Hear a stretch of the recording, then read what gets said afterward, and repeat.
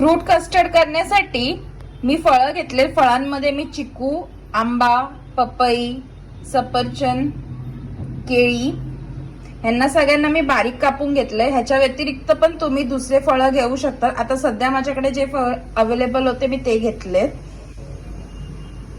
Custard powder, milk made, साखर अर्धी वाटी आणि अर्धा लिटर दूध. गॅसवर आता मी दूध जो आहे गरम करायला ठेवलेला आहे. दुधाला मी चांगली एक उकळ येऊ देते. दुधाला चांगली एक उकळ आलेली आहे. ह्याच्यामध्ये मी मिल्क मेड घालून घेते.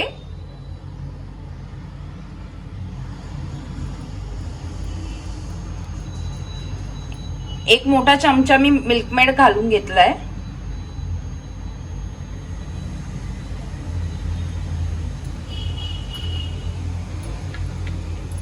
आणि आता ह्यात मी साखर घातलेला आहे याच्यामध्ये, त्यामुळे मी क्रीमीपणा येण्यासाठी. पण आता मी साखर घालते. साखर मी जास्ती नाही घालणार, साखर कमीच घाले, कारण मिल्क मेड आपला ऑलरेडी गोड असतो म्हणून. त्या हिशोबाने मी साखर कमी घालतीये.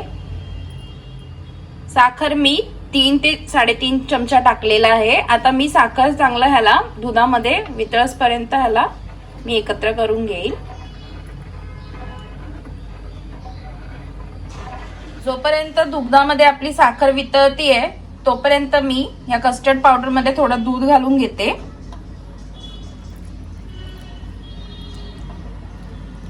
आता ह्याला चांगलं मी मिक्स करून घेते.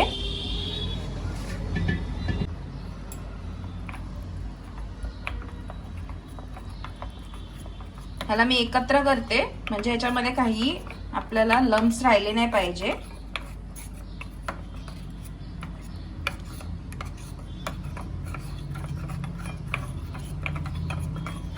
आपली साखर दुधामध्ये चांगली वितळली आहे. आता ह्यात आपण जे कस्टर्ड पावडर आपण बनवून घेतलंय दुधामध्ये मिक्स करून ते थोडं थोडं करून घालून घेते आणि मिक्स करत जाते.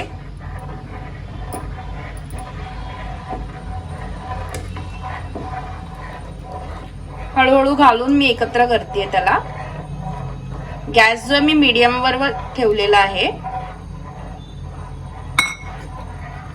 कस्टर्ड पावडर घातल्यानंतर कन्सिस्टन्सी बघा आपली कशी घट्ट घट्ट होत चालली आहे.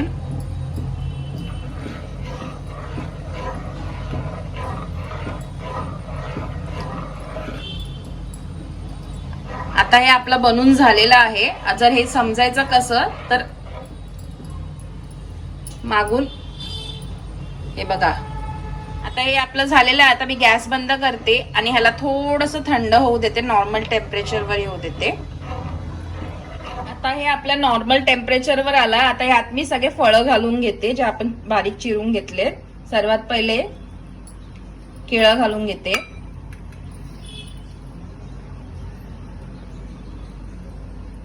आंब्याच्या बारीक कापा करून घेतल्यात ते घालून घेते.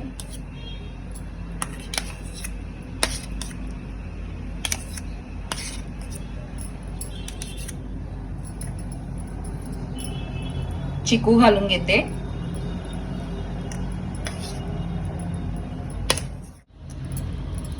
सफरचंद घालून घेते.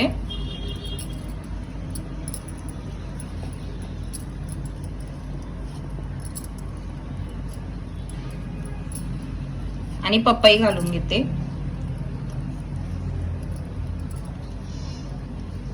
या व्यतिरिक्त पण तुम्ही दुसरे फळं ऍड करू शकता, जसं द्राक्ष झाले, जसं स्ट्रॉबेरी झाली. जे सीझनल फ्रुट्स अवेलेबल असतील तुमच्याकडे ते तुम्ही घालू शकतात. आता माझ्याकडे हेच फ्रुट्स अवेलेबल होते तर मी हे घालते. आता या सर्वांना मी एकत्र करून घेईल आपल्या कस्टर्ड मध्ये.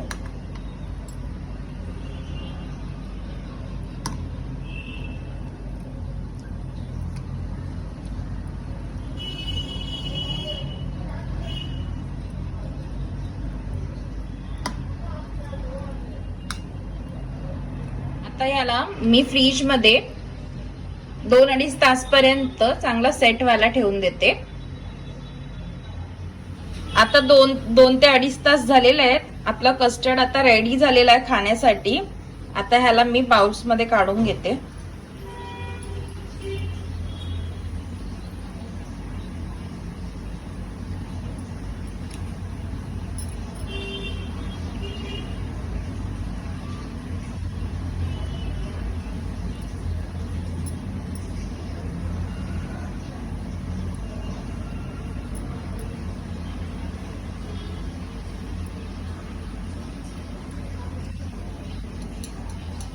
अशा प्रकारे आपला फ्रूट कस्टर्ड जो आहे रेडी झालेला आहे झटपट असा.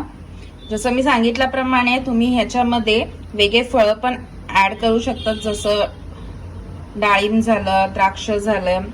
ह्यामध्ये तुम्ही सब्जा पण घालू शकतात. गरमीच्या दिवसासाठी चांगलं असतं हे फ्रूट कस्टर्ड खाणं. मी आता जे फ्रूट्स अवेलेबल होते मी ते घातलेत. झटपट असा फ्रूट कस्टर्ड तुम्ही देखील हे करून बघा. रेसिपी तुम्ही पण करून बघा.